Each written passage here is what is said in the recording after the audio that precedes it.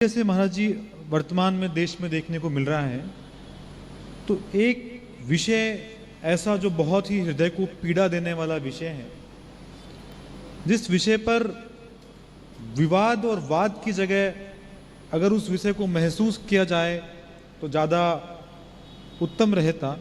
वो विषय है श्री किशोरी जी श्री राधा रानी का। क्या श्री राधा रानी चर्चा का विषय है या महसूस करने का विषय है, या उससे भी कोई ऊपर का परम तत्व है जो जानने का विषय है? इस बारे में आपका क्या मार्गदर्शन है? राधा जगत की आधार है। राधा रानी भगवान श्री कृष्ण की आत्मा है। जैसे हमारी आत्मा क्या है? ईश्वर अंश। हमारी आत्मा ईश्वर का अंश है, पर जो कृष्ण की आत्मा है, कृष्ण तो स्वयं ईश्वर हैं, तो उन्हें किस आत्मा की जरूरत होगी? तो कृष्ण की आत्मा का नाम ही राधा है। तो राधा को समझने के लिए कृष्ण को समझना पड़ेगा। राधा वो तत्व है जिसका ध्यान भगवान भी करते हैं। अनया राधितो नूनम भगवान हरिरीश्वरः। भागवत जी में आया है कि जब भगवान श्री कृष्ण रास रचा रहे थे तो सभी गोपियों को छोड़ कर गए, पर राधा रानी को लेकर के गए। अद्भुत। तो राधा रानी को समझने के लिए वृंदावन की मिट्टी में आना पड़ता है।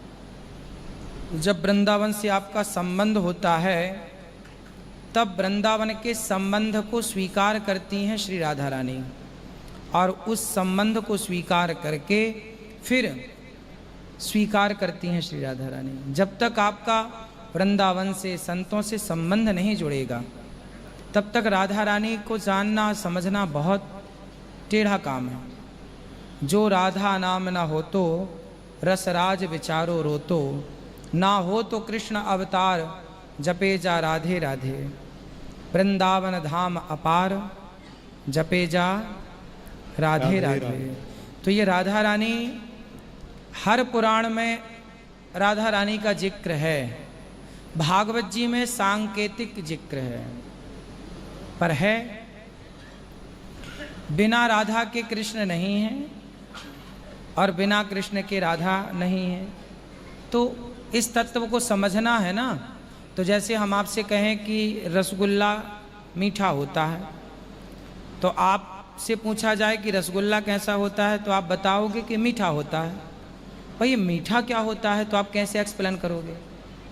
इसलिए रसगुल्ला खाओगे तो पता चल जाएगा कि रसगुल्ले का स्वाद कैसा है। जैसे बिना खाए रसगुल्ले का स्वाद पता नहीं लग सकता, ऐसे बिना राधा राधा जपे, बिना राधा रानी की शरण में आए राधा तत्व का बोध नहीं हो सकता, राधा का ज्ञान नहीं हो सकता। आप लाखों बातें करिए, लाखों ज्ञानी बने रहिए, पर जब तक राधा नाम जपा ना जाए, राधा रानी की शरण में आया ना जाए, तब तक राधा रानी को समझना बड़ा कठिन है।